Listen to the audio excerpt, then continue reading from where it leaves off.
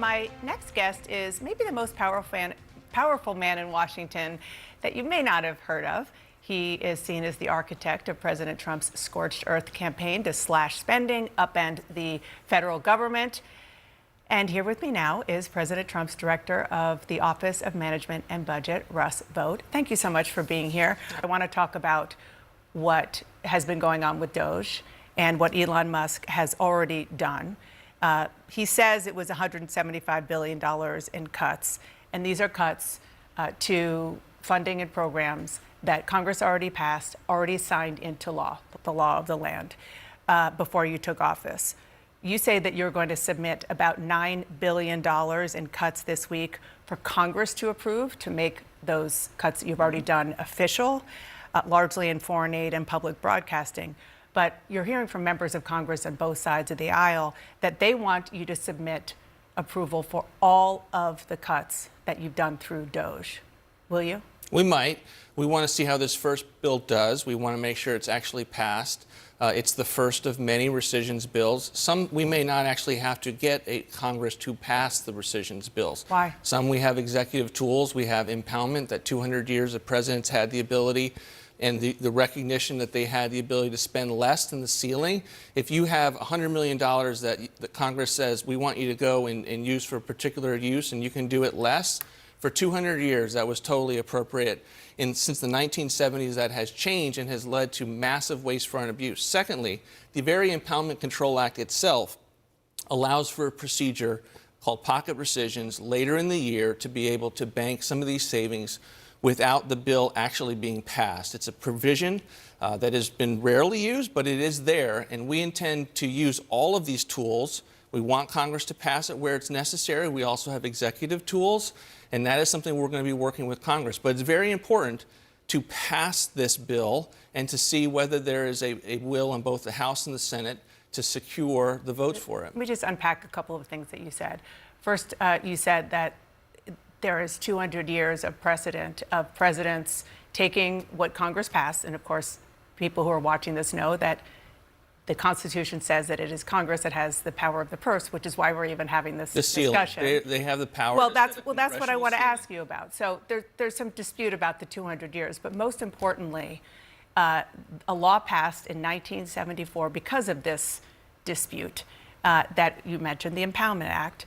And so because of that law, which has now been in place for more than 50 years, it is the requirement of the executive branch, except for in situations where you're having discussions with Congress, to implement what is signed into law. I know you don't believe that that is constitutional. So are you just doing this in order to get the Supreme Court to rule that unconstitutional? We're certainly not taking impoundment off the table. We're not in love with the law. It's a law that came after 200 years of precedent in history at the lowest moment of the executive branch. Congress says that you're just breaking the law. Well, they're wrong. We are not breaking the law. Every part of the federal government, each branch, has to look at the Constitution themselves and uphold it. And there's tension between the branches, and I don't doubt that Congress is going to make accusations.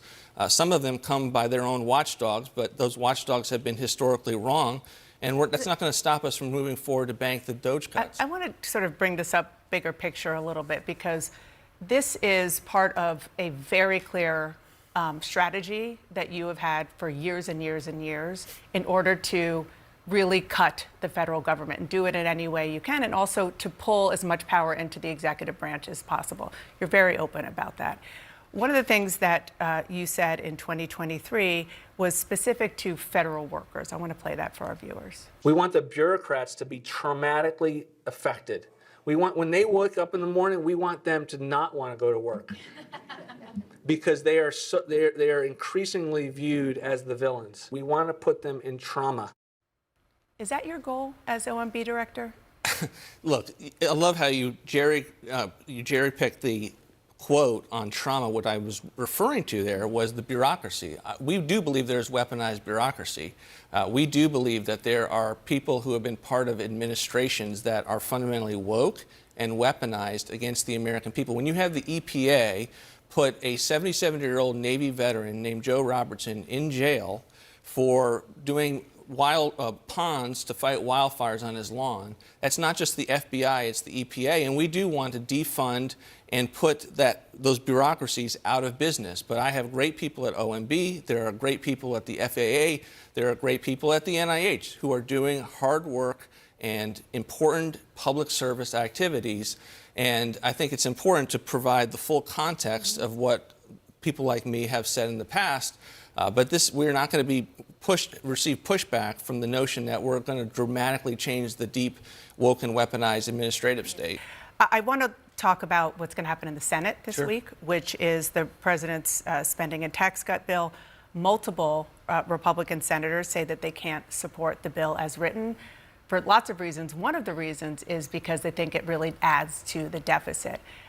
Another person who said that was Elon Musk. Listen to what he said. I was disappointed to see the massive spending bill, frankly, which increases the budget deficit, not just decrease it, and undermines the work that the Doge team is doing. I love Elon. This bill doesn't increase the deficit or hurt the debt. In fact, it lowers it by $1.4 trillion.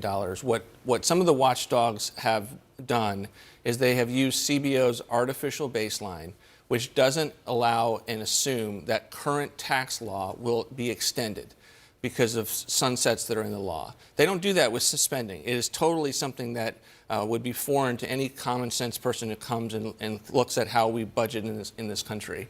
And so when you assume the extension of the president's tax relief from 2017, this budget or this bill, and it's really a reconciliation bill. It's not really a budget bill. It is using a budget process. This is a $1.4 trillion over 10 years deficit reduction. It's $1.6 trillion in mandatory savings. Obviously, we have a little bit of spending in there as well for border and defense. But that is the biggest mandatory savings package that we have seen since the 1970s, 1997. It's very historic. So you have your work cut out for you to explain that to not just Elon Musk, but to people who actually have a vote in the Senate in your own party. The other reason why we're seeing some pushback is because of the Medicaid cuts that were passed by the House and that are going to go into the Senate. There was a town hall, which I'm sure you saw. Iowa Senator Joni Ernst was asked, it was pretty raucous, about the Medicaid cuts. And she responded by saying, people were saying that people are going to die. And she said, we're all going to die. But the question that she was getting from constituents were concerns about Medicaid, food stamps, and other government support programs leading to people dying and premature deaths. What do you say to those concerns? I think they're totally ridiculous. This is AstroTurf. This bill will preserve and protect the programs, the social safety net, but it will make it much more common sense. Look, 1 out of every $5 or $6 in Medicaid is improper. We have illegal immigrants on the program. We have able-bodied working adults that don't have a work requirement that they would have in TANF or even SNAP. And those are something that's very important to institute. That's what this bill does. No one will lose coverage as a result of this bill. That's not what Josh Hawley, who is not exactly a liberal Democrat, said. He said it's wrong to cut health care for the working poor, and that's what we're talking about here with Medicaid. Well, we continue to work with people in the Senate as to working them through what the specifics of the bill, what it does and what it doesn't do. We'll continue to do that. And I think at the end of the day, the Senate will have a resounding vote in favor of a substantially similar bill. Before I let you go, one of the things that you have become known for is that you were one of the architects of Project 2025. And one of the things that was noteworthy during the campaign was that President Trump really distanced himself. He said he doesn't know anything about it. It's not something that he had any knowledge of. But obviously you did, and you're now there. And I just want to show our viewers just some of what was on your checklist. A lot of them have been checked off from Project 2025. There are others that are kind of in the pipeline, including ending funding for PBS, NPR, and many other things. Is it fair to say that what you are doing now is, in part, enacting this very document that you and your colleagues worked very hard on, Project 2025? No, of course not. The only people that are delusional about whether the president is the architect, the visionary, the originator, of his own agenda that he was very public about throughout the campaign, in which you are seeing him in rapid fashion go through and accomplish, are his adversaries. And I think it's one of the reasons why you had to have the last segment with the leader of the Democrats, who are in such disarray, because instead of talking about the real issues of the forgotten men and women, they're coming up with these fake news stories. I'm not suggesting that he's not in charge. I'm just saying that now it's pretty clear that what he wants to do and what you planned are dovetailing. I think the president was very clear with his agenda, and he is going forward with that agenda, and he has been at the helm and the originator of all of these ideas. Okay, last question. Other recommendations from Project 2025, eliminating the Fed, privatizing Fannie and Freddie, banning medication abortion, are those still on the agenda? What's on the agenda is what the president has put on the agenda, most of which he ran on. And you will continue to see the things that he's interested in doing, and those people like me will be executing that vision. Russ Vought, the OMB director, thank you so much for being here. Appreciate your time. Thank you. Thank you.